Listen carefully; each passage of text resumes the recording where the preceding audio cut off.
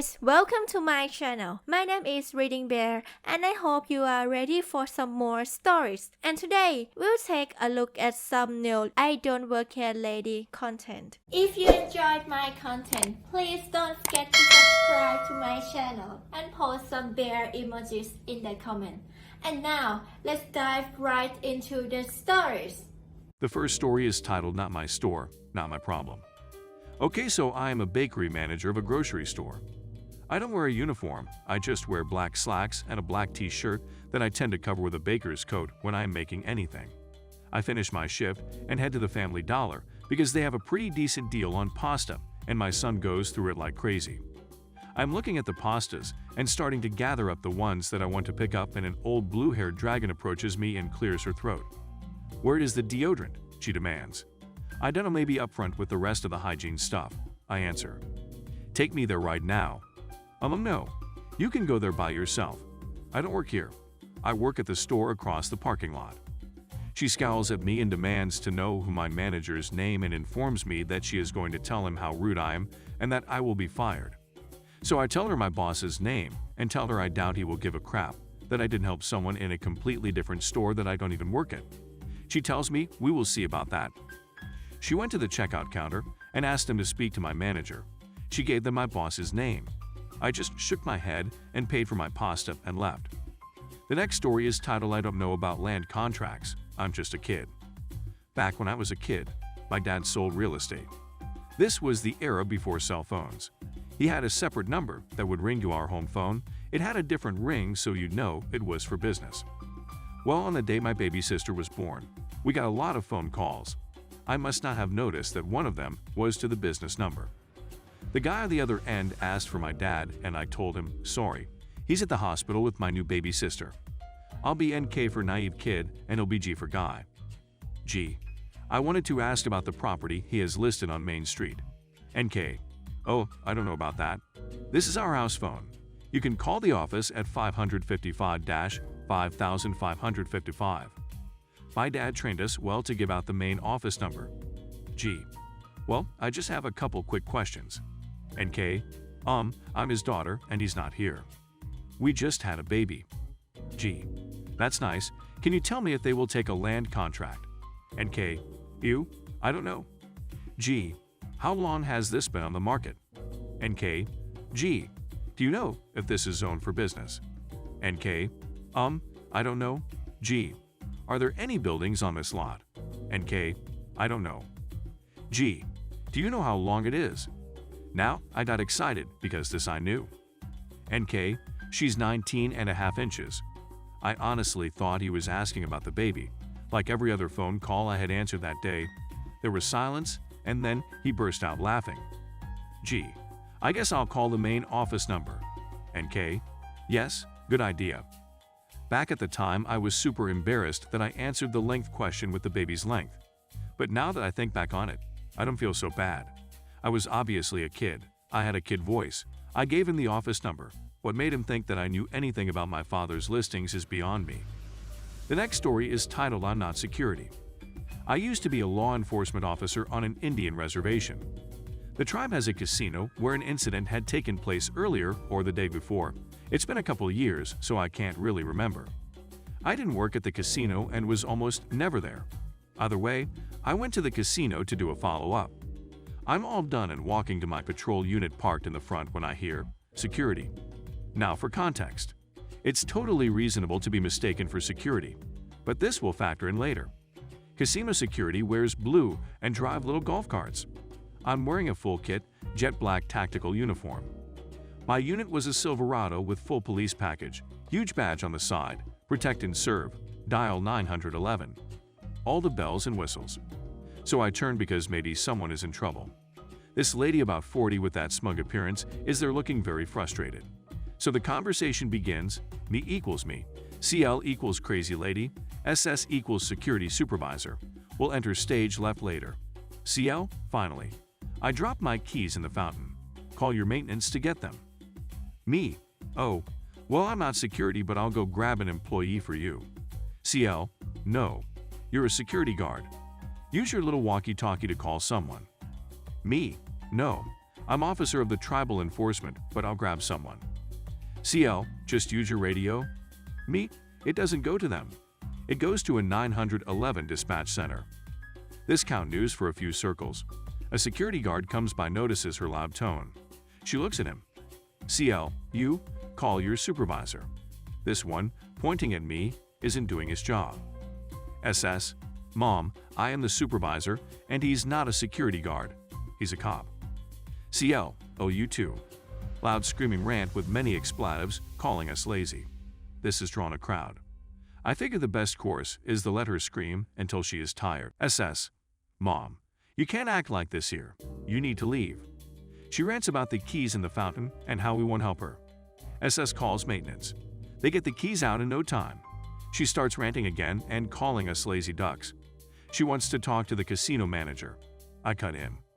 Me? Hey, my turn to talk. You listen. Look at me. Look at the security guards. See the difference. I'm not security. I am law enforcement. Do you understand this? Do you properly grasp who I am? CL. Yo, I get it. She has this face like her stroke ended and she was learning numbers for the first time. Me? Good. You understand that they have asked you to leave. CL. Yeah, but I. Me? No.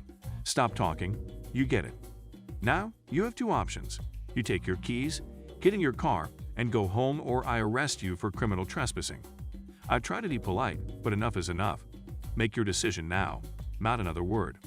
She turns with a huff and goes to her car. I try to fathom the stupidity to this day. I laugh with the security guys for a sec, then go to my next call. The next story is titled I'm an accountant. I don't know anything about the parking fine.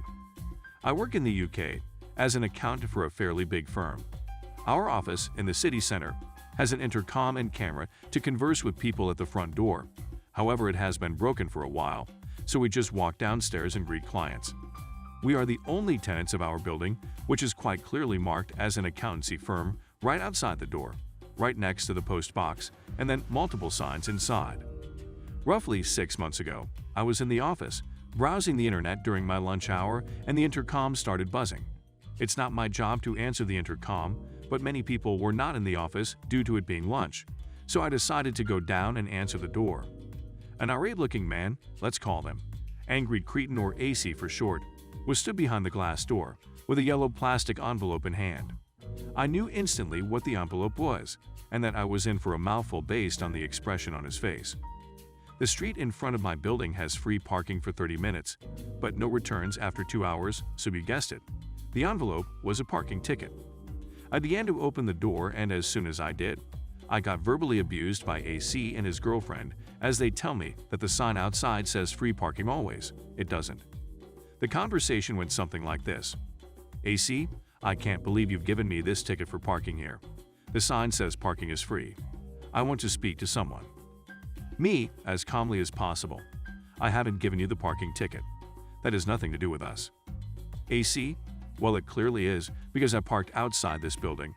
I want to speak to your manager now. Me, you can speak to him if you want, but he'll say the same thing as me. I then tried to correct him by showing him the signs, plural, outside, but he took me walking towards him as a show of confrontation and got more angered, shouting more. Me, this is an accountancy firm. I was going to show you the sign outside the office. AC, that doesn't mean you haven't given me the ticket. This is appalling. Me, getting frustrated, yes it does. We do accountancy work. Also, why do you think that you can park for free there, when all the other car parks around here make you pay PS4 and this road is empty? Don't you think that this road would be completely full by lunchtime on a weekday? At this point, AC walked outside to prove me wrong, checked the sign that apparently said free parking, and lo and behold, could not find his leg to stand on. He then actually looked at the parking ticket, and I could see the horror on his face as he realized that it had come from our city council. AC then proceeded to sink into the floor. The next story is titled Someone Thought I Was a Charity Worker, then tried to have me arrested. I ran a charitable event for my work around this time last year. We usually put on a carnival to raise money for charity and raise awareness of our company, establish ourselves in the community / attract customers, but all the money goes to charity. So I stood up at the carnival and gave a big speech about the importance of the charity and how the cause was personal to me and my family, It funded cerebral palsy research that particular year, and my father lives with it. I was very visible throughout the whole event, sharing my story and raising money and running carnival booths, etc. Fast forward to a couple months ago, I bumped into someone while in line to get coffee who said they'd met me at that event last year. We ended up starting a pleasant conversation, so sat outside to drink our coffees together.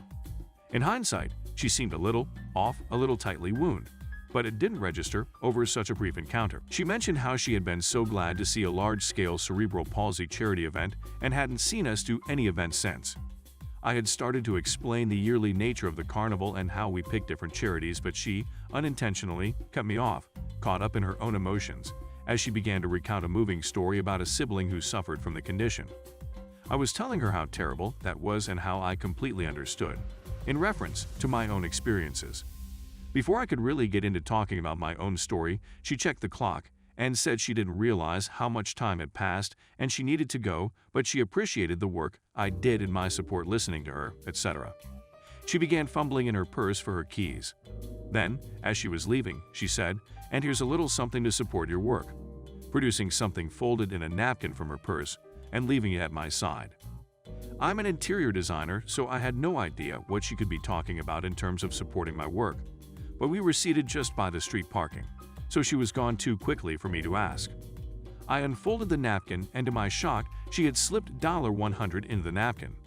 I was dumbfounded with confusion as to why this perfect stranger would give me any money to support my work in commercial interior design, without getting anything designed in exchange.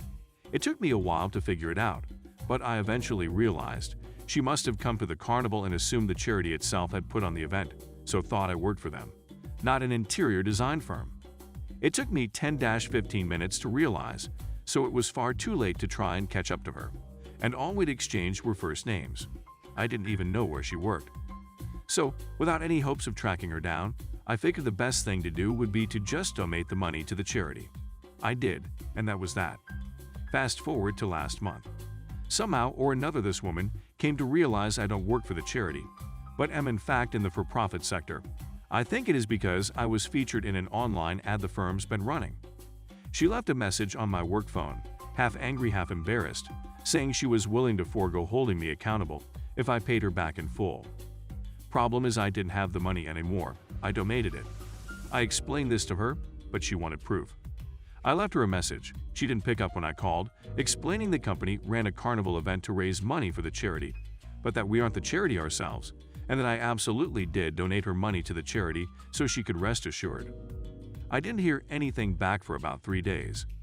On the 4th day after I'd left the message, the police show up to our firm's headquarters. We're almost all working remotely because of COVID, so they unduly terrified our teenage receptionist. I was also scared half to death because I had to have a serious meeting with my boss in which she asked if I had misrepresented myself as a charitable worker and collected donations in a personal capacity because of the claims this woman made to our business. When I explained, my boss blew her off, and that's when she got the police involved. This woman called and said we were masquerading as a charity, scamming people out of money, so the police came to confirm we were operating a legitimate business. They saw nothing out of the ordinary, obviously, and that was that. Or so we thought. Fast forward to a week later. My boss got a letter from a lawyer. I don't know exactly what it said, but it accused us of scamming this woman and demanding her money be returned. I wish I could have just provided proof of the donation, but I have thousands of emails. I delete most of them, and I could not for the life of me find the confirmation email that reflected my donation. So instead, my boss made another $100 donation to the charity and took a screenshot and sent it to the lawyer. We haven't heard from her, the lawyer said, so I don't think she was wild about representing this woman in the first place. We have still gotten a couple wild phone calls from the woman saying, since the date on the $100 donation is so recent, it means we still have the money, and we should have returned it to her when she asked. Why? If she wanted to donate it to charity anyways. My boss explaining we donated it the first time, and this was a second donation to assuage her concerns, has not helped. Eventually, we just blocked her number. Worst part is, due to COVID, we aren't having a carnival this year, so she'll be even more convinced we were making the whole thing up. The next story is titled Complimenting the Food Lady on Her Songs. Year ago, I went to a show with Russian music, folk songs and such. The whole theater was somewhat Russian themed, So there was also a Russian food stand, staffed by a middle-aged blonde lady. One of the performers was another blonde middle-aged lady. Great show, good songs. After the show, my MIL walked up to the food lady. That was a nice show. Okay. Followed by some questions about the show and the songs, and the question marks growing on the forehead of food lady. In the mean, I see my FIL walking backwards, stating MIL as being MIL again, and made a wrong identification. Getting out of harm's way, I guess. Finally, it clicked with food lady, who said to MIL that she didn't perform, only sells food. Mill, slowly realizing her mistake, mumbled some apology, and had no other option than to buy some food from her. In the car back home, MIL was reluctant to talk, fueled by our snickering. She gave us the food she unintentionally bought. We had some lovely Russian snacks. MIL is prone to such gaffes. The next story is titled I'm Not Jake from State Farm. When my husband and I first moved in together, we were renting a house that had been a State Farm insurance office. It was an old house that had been converted to an office, then back to a house. The landlord also ran a used car lot and the office for it on the back porch. Numerous times I'd be in bed asleep. I was working third shift at the time, and people would just walk in wanting to talk to the insurance guy or ask about a car. It was a really small town and no one locked doors, but after 2 or 3 of these people walking in, I started locking the screen door on the front porch and the front door itself. People still came in. One guy even said, "Hey, the doors are stuck," as was walking in. Then he saw me and asked about insurance.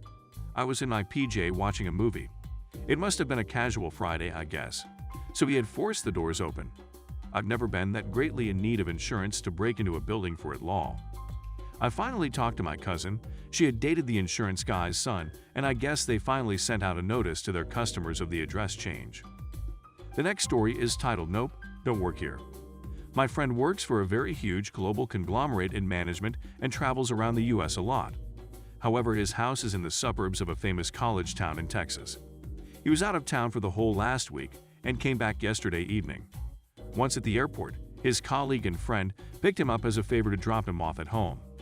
When they were almost home, friend realized his fridge was near empty and he needed some food, so they stopped by a gas station to get some frozen foods and some small snacks. Friend is always dressed sharp. Always. It's how he was taught since he was a kid. He was royalty. Literally. His name is on my country's list of people with royal lineage. So, he is always clean, but he's a very, very, very nice guy unless you piss him off. Friend and his friend went into the store and got some stuff. Friend was carrying a laptop case in his hand, dressed in a suit.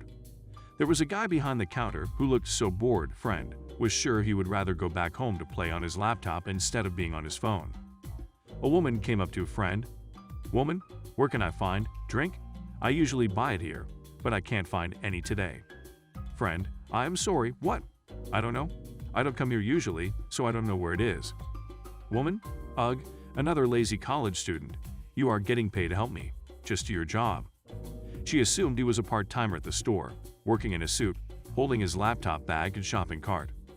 My friend now understood what was happening. Friend, "Sorry, I don't work here. I'm also here to shop. There's a guy behind the counter. Maybe he can help." Woman, "Help me now. I know you need this job, so don't force me to call your manager and get you fired. Stop being lazy." Friend, now thinking maybe his mask made it hard for her to understand, pulled his mask down a bit and said a little loudly, "Friend, ma'am, I don't work here. I'm also shopping. I had a long flight, and I am tired. Please leave me alone." Woman, "You brown guys are always lazy. I'm asking you for the last time before I call your manager to get you fired. Get my drinks right now." At this point, friend was pissed, but he looked at her calmly. Friend, "Sure, let me help you." Then he looked at the assistant behind the counter and called out loudly. Friend, "Hey dude, can you come here? This lady needs some help shopping, but I think she has some problems with hearing and sight. She thinks I work here and can't seem to hear even when I explain that I don't multiple times." Then he looked at the woman. Friend, "Don't worry. Someone will help you so that you won't trip and fall." The woman was red in face. She just looked at friend angrily and walked away. The board shop assistant didn't even know what had happened. And while all this was happening, it seems friend's colleague actually paid for a drink and came back running and was enjoying the show while sipping his drink. He laughed the whole way home. If you enjoyed the video, please subscribe to the channel and post some bear emojis in the comments.